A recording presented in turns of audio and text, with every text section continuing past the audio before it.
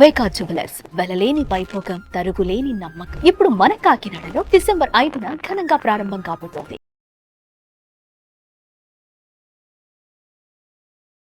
నమస్తే విజయ పెద్దన గారు. నమస్తే ఉషా.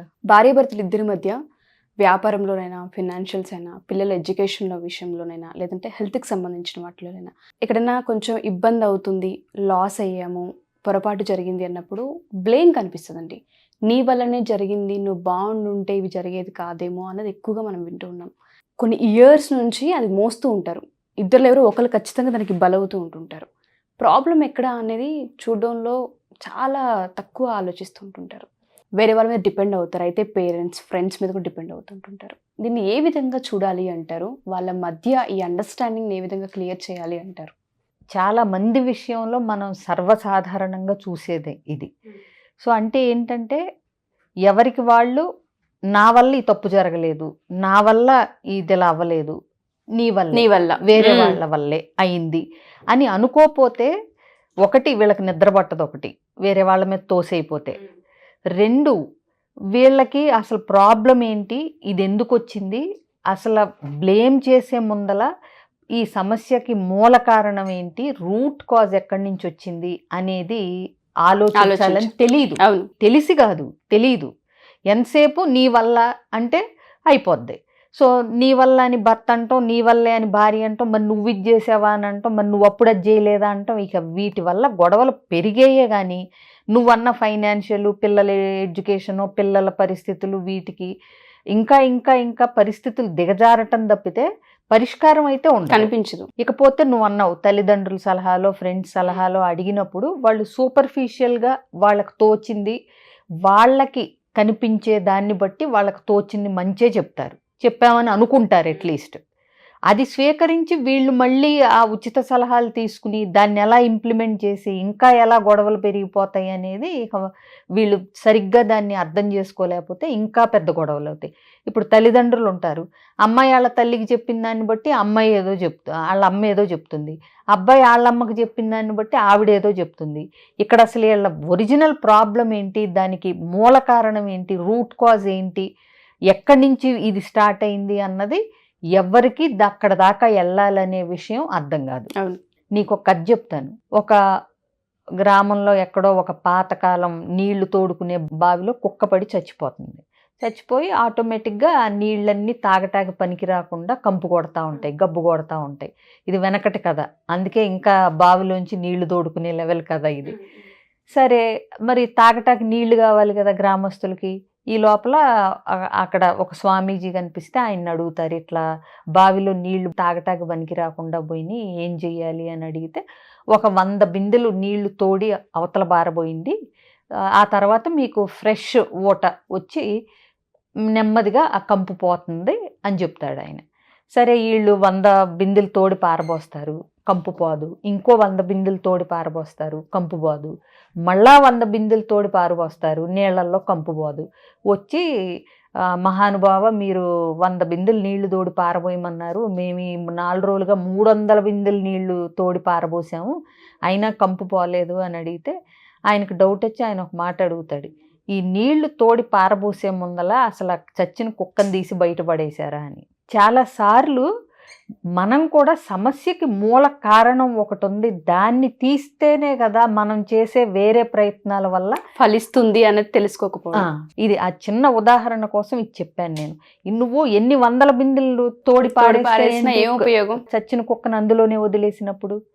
అలాగే ప్రతి కాపురంలో ఏంటి, ప్రతి ఎక్కడైనా ఒక ప్రాబ్లం వచ్చింది, ఒక బిజినెస్లో అయినా, సంసారంలో అయినా, ఫ్రెండ్షిప్లో అయినా, రిలేషన్షిప్లో అయినా ఒక ప్రాబ్లం వచ్చింది అన్నప్పుడు దాని రూట్ కాజ్ ఏంటి అన్నది ఆలోచించగలిగినప్పుడు నీకు ఆ వేసే స్టెప్ వల్ల పూర్తిగా పరిష్కారం దొరుకుతుంది.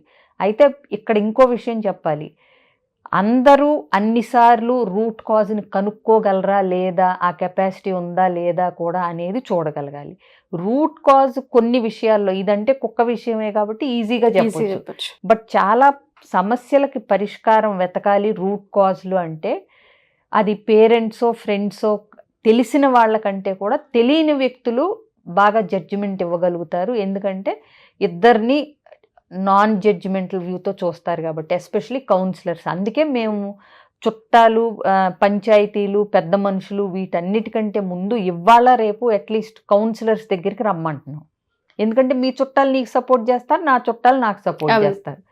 లేదా మీ చుట్టాలు నాకు ఏదో చెప్పాలనుకుంటారు, లేకపోతే అంటే వాళ్ళు చూసే పర్సెప్షను లిమిటెడ్గా ఉండే అవకాశం ఉంటుంది. వాళ్ళకి తెలియదని కాదు, ఎందుకంటే ఆల్రెడీ మన మీద వాళ్ళకు ఒక ఒపీనియన్ ఉంటుంది. ఎగ్జాక్ట్లీ, ఆ ఒపీనియన్ని బేస్ చేసుకుని థింక్ చేస్తూ ఉంటారు వాళ్ళు. అదే కౌన్సిలర్స్ అనుకో, ఏ ఒపీనియన్ ఉండదు, ఏ బ్యాక్గ్రౌండ్ ఉండదు, ఓన్లీ సమస్య మీద దృష్టి పెట్టి అది ఏంటి అనేది 360 degrees యాంగిల్లో చూసి పరిష్కారాలు చెప్పే అవకాశాలు ఉంటాయి. కాబట్టి పెద్ద మనుషుల కంటే కూడా కౌన్సిలర్స్ బెటర్ అనిపిస్తుంది నాకు. ఇట్లా ఎస్పెషలీ రూట్ కాజులు ఫైండ్ చేసే విషయం దగ్గరికి వస్తే మీరే ఫైండ్ చేసుకుని భార్యాభర్తలు ఇద్దరూ చక్కగా కమ్యూనికేట్ చేసుకుని ఆలోచించగలిగే కెపాసిటీ ఉంటే కౌన్సిలర్స్ కూడా అవసరం లేదు.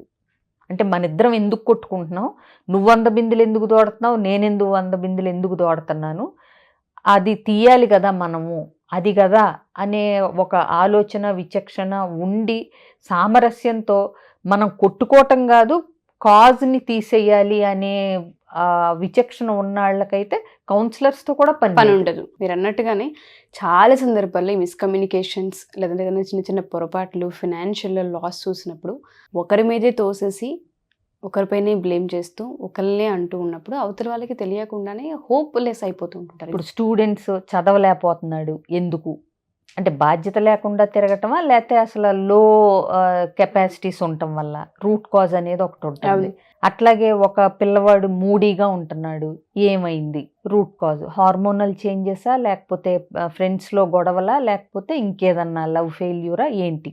సో ఎక్కడో ఇవన్నీ అవ్వటానికి సెల్ఫ్ ఎస్టీమ్ అనేది లేకపోవటం అనేది రూట్ కాజా, ఇలాంటివన్నీ చాలా ఉంటాయి. రూట్ కాజ్ అనేది చాలా ఇంపార్టెంట్. ఎగ్జాక్ట్లీ, ఎప్పుడైతే పర్ఫెక్ట్ రూట్ కాజ్ని కనుక మనం ఐడెంటిఫై చేయగలుగుతూ ఉంటుంటామో ప్రతి రిలేషన్షిప్ కూడా అందంగా ఉంటుంది. అసలు సమస్య అలా ఈజీగా పరిష్కరించుకోవచ్చు. ట్రూ, ఎందుకంటే బ్లేమ్ గేమ్స్ కనిపించవు. అవును, ఒకటి హెల్పింగ్ హ్యాండ్ దొరుకుతూ ఉంటుంది, సపోర్ట్ దొరుకుతూ ఉంటుంది. మీరు అన్నట్టుగానే చాలా మంది ఇవి తెలియకనే ఒకరినొకరు ఎప్పటికప్పుడు బ్లేమ్ చేసుకుంటూనే ఉంటుంటారు. ఇప్పుడు ఒక స్కూల్లో ఒక పిల్లవాడు బాగా పర్ఫామ్ చేయలేదంటే ట్రాన్స్ఫర్ అయ్యి వచ్చినాడు, ముందు ప్లేస్ను మర్చిపోలేకపోతా ఉండుంటాడు, అది రూట్ కాజ్.